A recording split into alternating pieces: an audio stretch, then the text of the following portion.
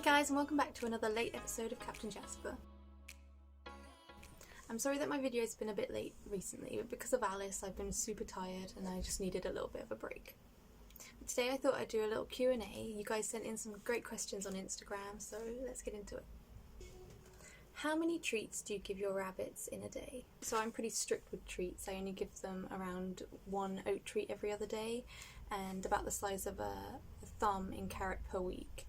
I really don't give them many other high sugar treats or like fatty treats. I try to stick to stuff like dandelion root or healthy forage mixes and stuff like that. I just prefer to give them stuff like that because then I can give it to them every day. But oat treats and high sugar fruit or vegetables, I really don't give that often, like every other day for the oat treats, if that. And for the carrot and high sugar fruits, you only want to be giving a thumb size amount per week per bunny. How to keep bunnies comfortable in humid weather. So I've actually done a video recently on this, but usually I use frozen water bottles, cold slabs, fans, stuff like that. But if you need any other tips, then don't forget to check that video out. I'll leave a little link at the top. Who knows? Somewhere. I'll leave it at the top. And yeah, you can check that out and hopefully get some tips for how to keep your bunnies cool. It's actually, ever since I put that video out, it's been really cold here and I haven't needed to use any of those methods, and it's mid-July and we've had no heat. We were promised a heat wave and there's been no heat wave, which I'm pretty happy about because I don't really like the heat. I don't know about any of you. Can rabbits live in a small house or a own house? I'm not really sure what you mean by the own house, but I'm going to leave the dimensions that are recommended by the RSPCA for rabbit housing in over here. But yeah, I think the bigger the better. If you can free roam them if possible, then that's great, but if not, then a large pen or enclosure is really good. I don't think small hutches are the way to go, but you need to provide your rabbit with enough space to be able to run around, stand up on their hind legs and just basically have a good life. What is your bunny's favourite food? So I think collectively as a pair they just are in love with dandelion root, but Alice really loves rosemary and Jasper goes crazy for cabbage. They don't get that much cabbage, so I think this is why Jasper goes absolutely crazy for it, but collectively they absolutely go crazy for dandelion root and it's a really healthy option to give them. I do training with them with dandelion root pieces and they just go crazy for it every time. How long have you had the buns and how is Alice in detail? So tomorrow is actually their 4th birthday, which will be the 4th year that I've had them, because if any of you are new to the channel then and you don't know, then I got June, their mother, 4 years ago.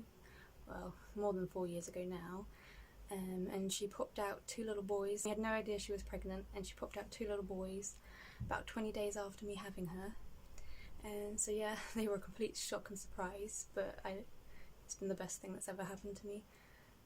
So yeah, we've had them almost 4 years tomorrow, and that will be the 7th of the 7th, and they were born on the 7th of the 7th, 17. Alice is doing a lot better though. He had a vet checkup yesterday and they say he's on the right track. He still can't really walk very well. He actually hopped 3 spaces 2 days ago, so I was really happy about that. And he's able to eat his secret trips again. He's able to groom himself. He's doing really well. But yeah, it's going to take probably another month or 2 to get him back to being able to hop or walk again. And we're really unsure if the head tilt will remain. I'm really hoping that it won't, but you know, he's doing so well anyway that it doesn't really matter. And I know so many of you that have bunnies with head tilts that do amazingly, so you know, anyway, I just really want him back to being able to be hopping about and happy again. Tell me something about wild rabbits. So there are many different species of wild rabbits, including the cottontail, the European rabbit, the jackrabbit. There's loads of different types of species of rabbit. I'll put like a list here, like all the different types. The domestic rabbit actually descends from the European rabbit. One of my rabbit only licks my clothes and not my skin. Why?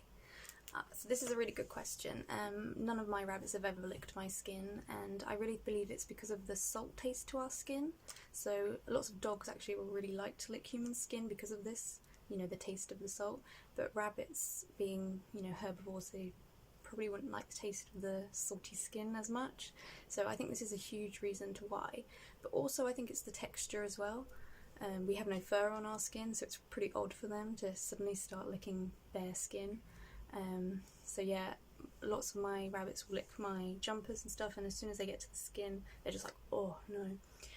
Which is quite offensive really, but I mean I bathe, but yeah, they're not skin lickers. So I wouldn't find it, you know, I wouldn't be offended by it. It's just personal preference on the rabbit's part. And the fact that they are licking your clothes still, they're showing affection and they're grooming you and they're seeing you as part of their group, so that's really good. What are your and Alex's favourite colour combinations? I really like pastel colours. Green is my absolute favourite colour, but any kind of pastel combinations I just go crazy for. And Alex really loves green and purple. This one just says rabbit dry nose. So rabbits can have wet or dry noses. It doesn't particularly mean that they're healthy or unhealthy. I'd say the thing to look out for is discharge. If your rabbit has any kind of discharge coming out of their nose, that is cause for concern and you want to go see a vet about that. What should you do if your bun is choking or having a seizure? So if your bunny is choking, you can actually do a bunny Heimlich, and I'll probably do a video on this in better detail with a little stuffed toy bunny, because there's techniques that you have to do to get it right, and I don't want to do it in a short video. Also ask your vet for the technique before, even if you see it on a video.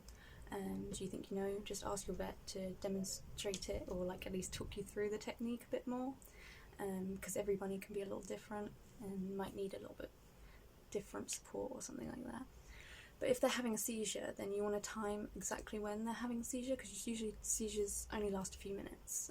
But also phone the vet as soon as you think they're having one. Support their body, because they will flail. So have somebody supporting the bunny and somebody phoning the vet and getting them to the vet as soon as possible. But seizures usually only last a few minutes, but they will need supporting the whole time through that, because it can be extremely scary and they can actually injure themselves further if you just allow them to flail. But yeah, choking I will get back to in probably like a video on emergency procedures for bunnies or something like that. Yeah. Well, what is your bunny's favourite food again? So dandelion root again, they just collectively love that. And that was all the questions I got, so thank you so much, and don't forget to like and subscribe, and we'll see you next time. Oh, and don't forget to comment below if you have any video ideas or anything that you would like me to do. Just let me know.